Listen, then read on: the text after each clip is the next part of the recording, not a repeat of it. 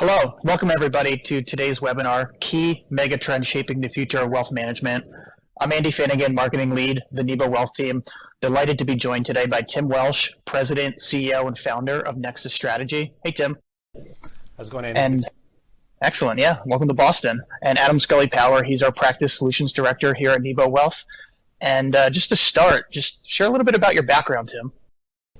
Well, thanks so much for having me on the show today, Andy and Adam. I started a consulting firm roughly 18 years ago.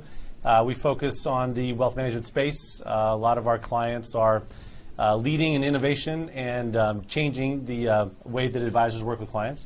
So it's always great to be on these type of programs where we get to talk about the trends, what we're seeing, the research that we've done, and be able to kind of put it in perspective. So advisors watching will be able to take it back to their businesses and hopefully implement some great ideas from today. Great. And how about you, Adam?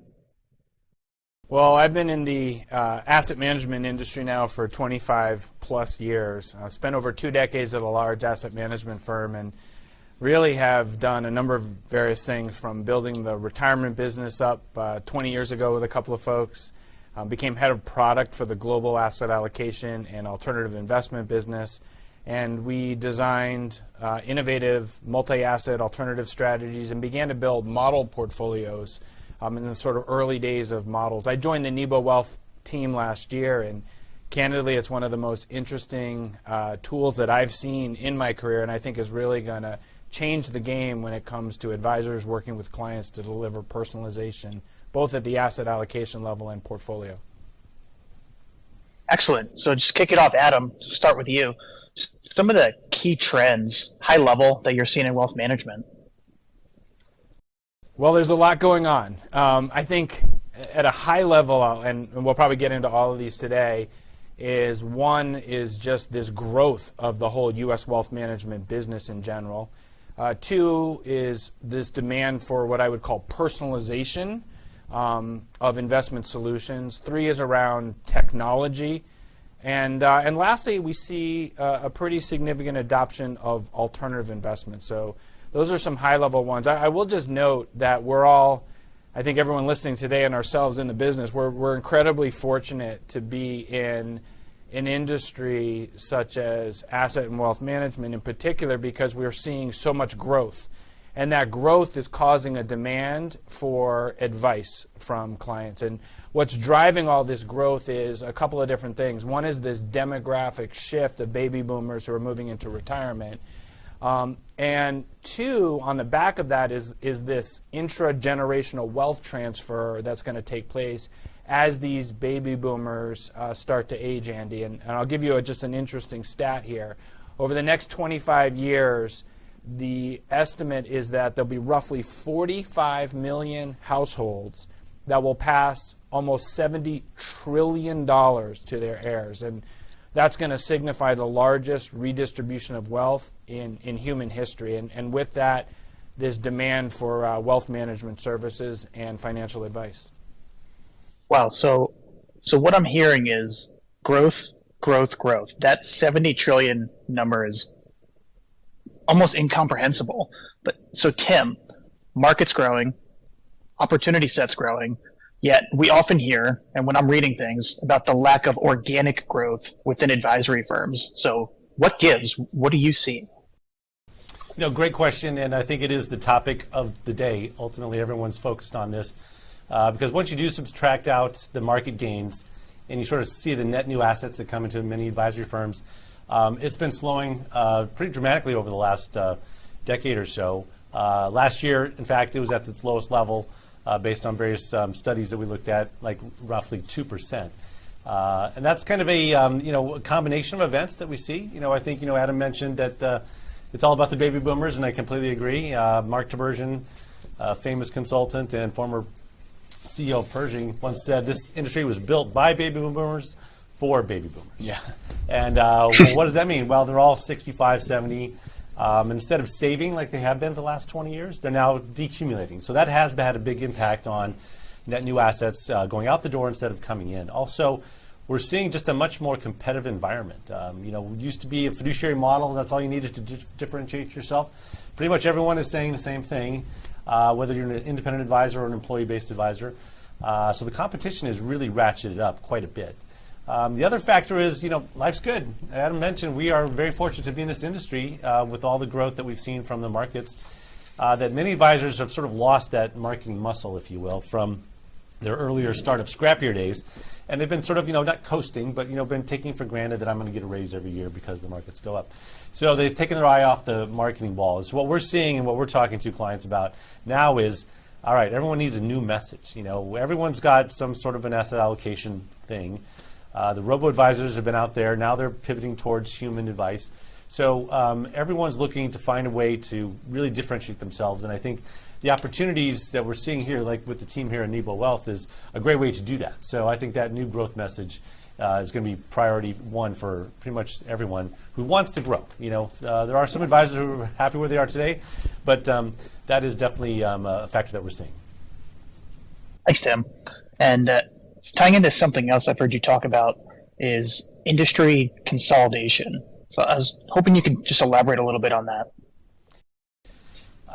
Well, again, back to my fundamental premise there, baby boomers built by baby boomers, that means they're aging. And the advisor force is definitely seeing the opportunity for them to think about their own retirement. But, like the cobbler's children have no shoes, many advisors have not planned as well. And that lack of succession, which has been documented over and over again, I think is driving some of this consolidation. Many advisory firms have, sort of hogged the ball. They've done it all themselves.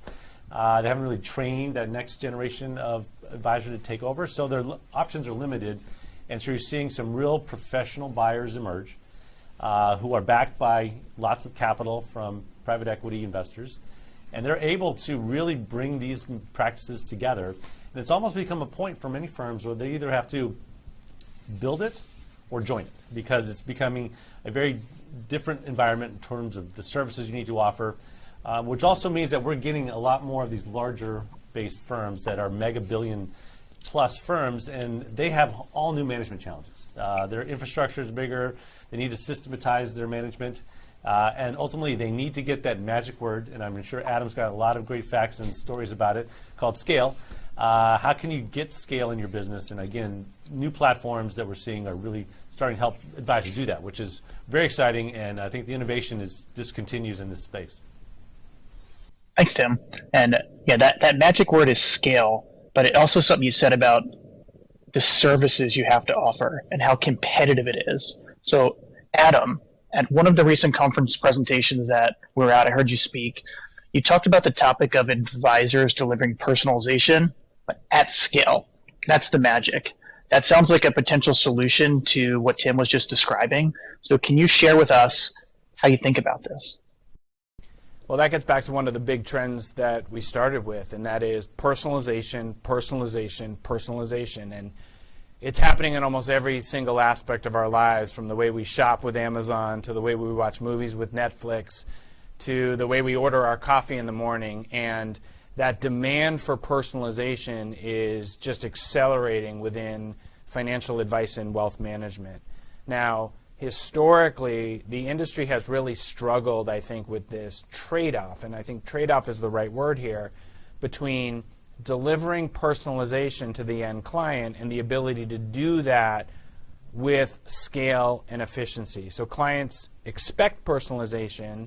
What we find is most financial advisors require scalability, and until now, you could have one but not the other. It was hard to have both. And this trade-off, Andy, has become particularly evident when we look at portfolio management. What we're seeing is advisors will sit down with clients and they'll gather all this information and insights through some type of financial planning process, and then they have a choice as to what to do with it all. Do we build a custom portfolio for every client, or do we turn to a model portfolio? And I think one of the challenges is, while model portfolios offer scale and efficiency, many advisors tell us that they're not able to express their investment philosophy, their asset class preferences, or their implementation choices. And so we have this trade-off dilemma. And I think where the future goes is the ability for advisors to leverage the infrastructure of model portfolios, but have the ability to incorporate into those frameworks customization that allows them to customize to individual client preferences. And that's where Nebo Wealth really stands out and where we've entered this market with a very, very unique solution. Excellent. It's almost like instead of personalized portfolios, it's personalized model portfolios, leveraging that infrastructure. So, Tim, what are you seeing as it relates to this trend towards personalization? Well, I think, again, once echoing what Adam has been mentioning about personalization, it really is the next big thing, because if you look at many studies of high net worth investors, over half of them, according to multiple studies, are still looking for yet another advisor, because clearly they're not getting what they want from their current one. And a lot of that has to do is just sort of the legacy approach to financial planning and risk scores and coming up with a model portfolio. And they offer 3 or 4 of those. That's sort of a blunt instrument. And I think, with today's complexity, people need a much more personalized approach to whether they're doing it with direct indexing in order to align their values with what they want to do. Clearly, that 3-letter word that we all hate, tax, is a big drag on everyone's performance and their ability to meet their goals, and sometimes it's overlooked. Yeah. So that has to be incorporated, and so being able to bring all that personalization in your process, in your tools, your tech stack, that really is something that we're very excited with what Nebo Wealth is working on, because that is the essence of what the trends are driving client demands and what advisors really need to start addressing. Excellent. And to just maybe go a layer deeper, we often hear about technology is being used to deliver that more personalized experience for the client. So, Tim, how do you see that playing out? Another fantastic question. And again, this industry is 30, 40 years old on the independent side, for example. And a lot of those founders who are now innovators, they've had an older set of technologies to deal with, and now are looking at what we call tech debt. Tech debt means that you have a lot of legacy implementations out there that are not of the cutting edge stuff today, and so they require either workarounds or they or have to be totally rewritten. And I think everyone's starting to face that. And so the good news is that because of the proliferation of APIs and more modern approach to wealth management technology, they're able to bring more factors into their process to customize that portfolio. And again, we're seeing a big sea change in some of the big platforms, and whether they're really ready for today's new world, or is there an opportunity to disrupt and really bring in a whole new set. So technology, again, is the core, but it's got to be a modern approach. And how can you do that? So the challenge, as Adam mentioned, is this trade-off: scale, personalization, being able to balance that. So again, exciting news is that there's some amazing innovation happening, and there are new ways to be able to bring both to the table. Thanks, Tim. And when you use the word sea change, I'm thinking about these bigger legacy organizations embracing technology. And there's something I've read that I think is really interesting. And it's FOMO versus FOMO, fear of missing out versus fear of messing up. And there's going to be an inflection point, in my opinion, where most firms, they see that this is where it's going. And instead of being afraid to move from a change management perspective, they need to embrace what's coming in this innovative technology, or else they're going to be left behind. So Adam, I'm curious if you have any other thoughts on that, and or how you're using technology in the context of delivering personalization with Nebo Wealth. Well, there are some really profound advancements when we look at technology solutions in general that have emerged within the industry. And I think Nebo Wealth actually sits at the intersection of some of those advancements. We've talked about it a few times, but it might be worth just providing our audience with a quick overview of what Nebo Wealth is. And what it is we're an award-winning open architecture, what I would call a goals-based asset management platform. And what we allow is for every advisor to create a truly personalized portfolio for every client with just a few keystrokes, and always maintaining alignment between the client's goals and objectives and what we'll describe as the perfect fit portfolio at every stage of that client's life. And when we think about this, technology is a really big part on how we deliver on the outline that I just laid. And I think there's two elements, Andy, to this. First is the ability to leverage the power of model portfolio infrastructure. And what I mean by that is trading, portfolio reallocation, client billing, client reporting. And that infrastructure is a really important element to provide the scale and efficiency that we've been talking about here today.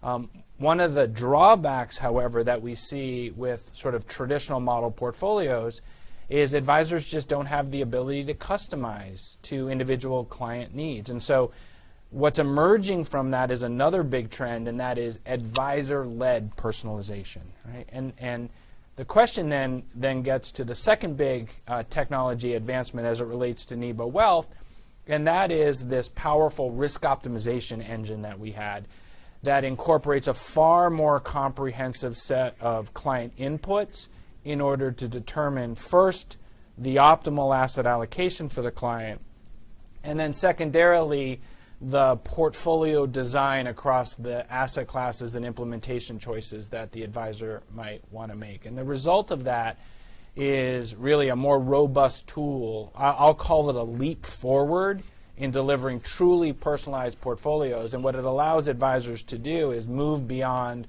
what we typically see and often see as simple risk scores and kind of off-the-shelf model solutions. So it sounds like there's a lot underneath what you just said, Adam. Move beyond simple risk scores and off-the-shelf models. Can you elaborate on that? I think too often what we see risk scores, which are generally obtained through some kind of risk profile questionnaire, as the primary input that is being used to determine or make asset allocation decisions. And in essence, what these risk tolerance tests seek to do is measure how much short-term volatility that an investor is willing to accept to realize the long-term gains that they're hoping for. And if I were to simplify it even more, it's sort of how much downside loss can you handle before you lose sleep at night. And the results of these risk scores are generally used to determine the client's asset allocation or the mix between stocks and bonds. It could be other asset classes as well. And so what we find is a lot of time it goes from risk score into a model portfolio. And what we see is that as an industry, we may have become over-reliant on risk scores, and they're an important component of determining asset allocation.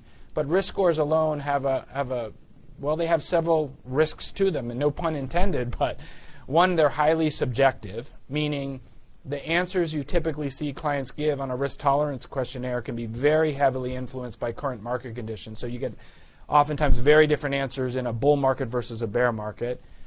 They tend to be very static in nature, so it's a snapshot in time, and risk scores, they don't always capture what I'd say the full dynamic nature of an investor's circumstances or market conditions. And lastly, it's limited, meaning risk scores namely focus on downside volatility and don't account for other really important factors from the financial plan. So don't get me wrong, Andy, risk scores or risk tolerance tests, they're an important part of the process, but I think relying too heavily on that one metric poses some risks when it comes to helping clients achieve their goals. Yeah, and if I could add, Andy, that this isn't anyone's fault. I mean, this is how the industry was trained to work with clients through the financial planning process or from regulatory KYC. It's really just an outcropping of process, kind of like my golf shot. Starts off straight, time it lands is 2 fairways over. This is what we call innovation. It's not always technology. It can be process innovation. And I think what Nebo Wealth is leading here is exactly that. So if risk scores don't provide a complete picture, then what, in your opinion, should advisors be incorporating?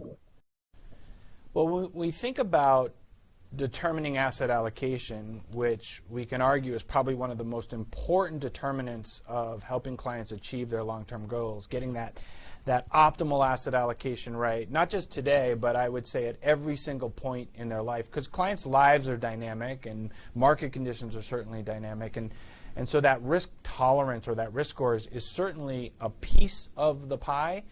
But what we do at Nebo Wealth is we incorporate what we call an investment policy process. And I use that word process purposely here because it is a process. It's an ongoing assessment. And what we look at is really 4 key elements or inputs that go into our process. And that is, number 1, the time horizon that we're trying to achieve those goals. Number 2 is some form of risk tolerance or some type of portfolio constraints that does take into account downside volatility and client preferences.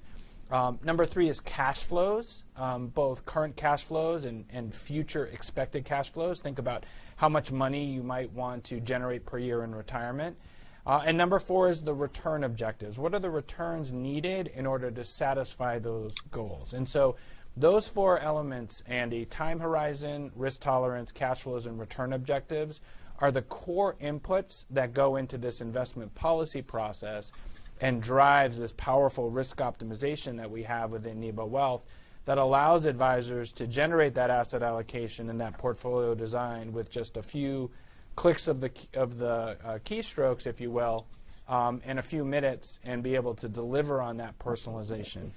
I would just make one point is it's an ongoing process. And so as we think about this, clients' lives change, their cash flows can certainly change, market conditions change, those changes in market conditions can drive changes in forward-looking capital market assumptions. And so Nebo Wealth captures all of that in real time.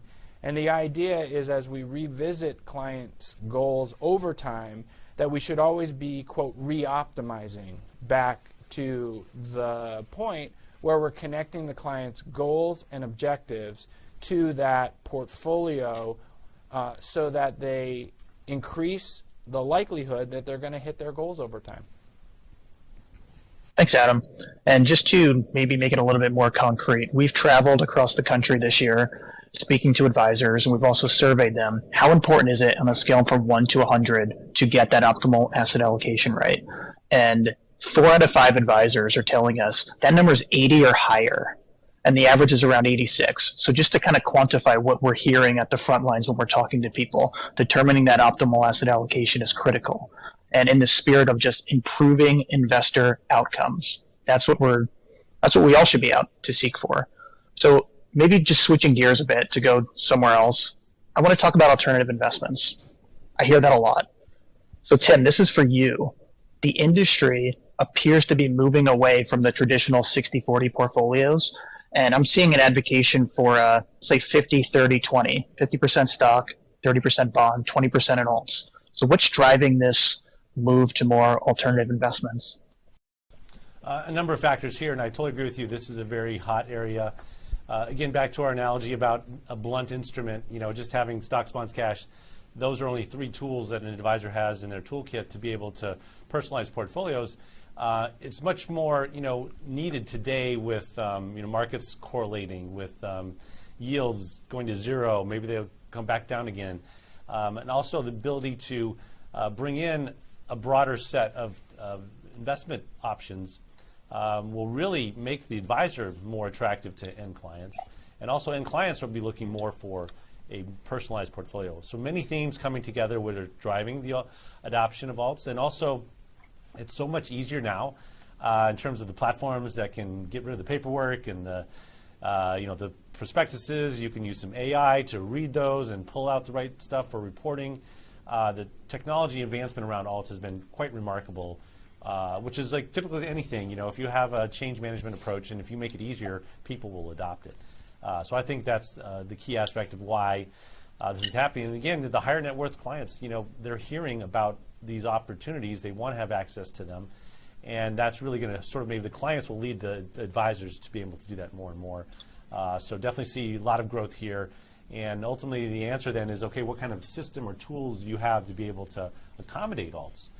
So I'd love to hear Adam's perspective on that as part of the Nebo Wealth platform. Yeah, well, I think when it comes to alternatives, there are some major educational hurdles that we have to think about as an industry, is educating clients on alternatives, how they fit into a portfolio, and in particular, the proportionality of how much alternatives may make sense, both for the client today and throughout their lives, and also taking into account market conditions, because market conditions, as we all know, can change. And so that's one of the challenges, but Nebo Wealth is actually helping on both the educational side of things and through the implementation. And what I mean by that, Andy, is that within that optimization engine that we use to take the unique inputs of the client through that investment policy process and then setting that optimal asset allocation, we have the ability to incorporate both stocks and bonds and cash, as Tim mentioned, but also alternative investments.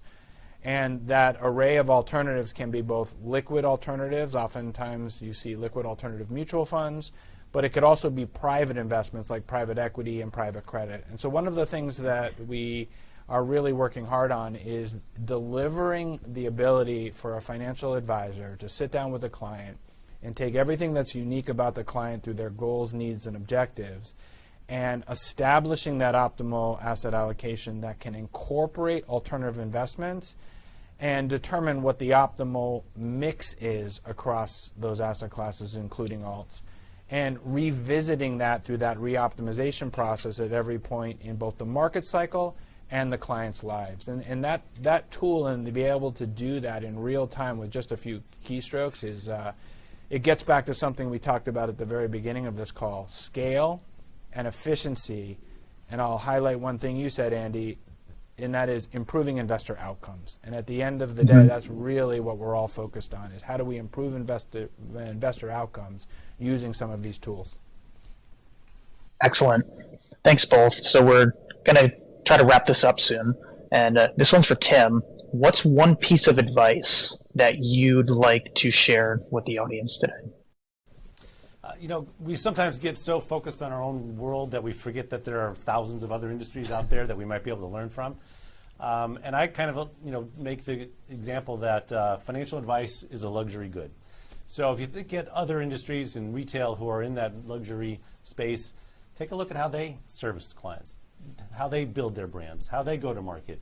I think it's a very similar approach to appealing to that. Again, it's an emotional decision. And how you can use the tools and levers in your practice to be able to message what you do is different and needed.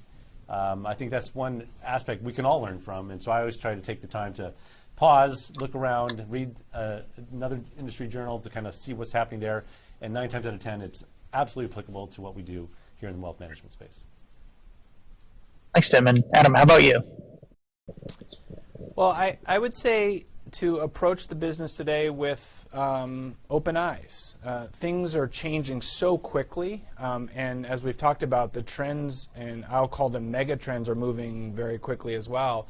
And so what we have at our disposal today is new tools, new solutions, new ways to better serve clients. And that requires, yes, some change management, but we owe it to our clients to deliver on that. And so what we find is that when these new tools become available and they allow us to take what we do well today and improve upon it in that service of clients, then both we in the wealth management industry and financial advisors and clients, we all win. And so that can create challenges because sometimes change is hard, but that's what we're focused on here every single day at Nebo Wealth.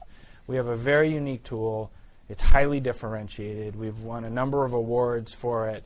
But what we love to do every single day is talk to advisory firms, understand their business, their practices, their tech stack, and show them ways that we can incorporate seamlessly into that to better serve clients. Excellent. So, Tim, where can the audience learn more about you? Well, we've got this website called nexus-strategy.com. Have a news tab and consists of a lot of the articles that we've written over the years. Also, LinkedIn is always a fantastic place to kind of see what's up in terms of the trends we're covering. Tend to attend a lot of different conferences, write summaries about them. So we can be your tour guide to the wealth management space. Check it out there. Great. And Adam, where can the audience learn more about Nebo Wealth? Well, there's a couple of places. The first place is our website, which is nebowealth.com, and there we'll provide you a lot of tools and white papers that go through many of the things we talked about here today. While you're on the website, if you're interested in learning more, you can book an interactive tour, a demo to check out what Nebo Wealth is and see if it may be a fit for your firm. And the other place is, I'd encourage you and ask you, much like Tim said, is to follow us on LinkedIn. We have a robust LinkedIn profile. It's Nebo Wealth. We'd encourage you to follow us there and follow our journey as we're trying to help the industry better help clients through innovative tools and solutions that are really on the cutting edge when it gets down to delivering on this big mega trend, which is, I think, the theme of today, and that is, how do we deliver personalization for every single client, but do so in a way that it allows for scale and efficiency within our practice so that we can grow? Excellent. Well, I hope that everyone today was able to take away at least one or two key learnings they could apply to their business. And thanks for joining, and have a great day.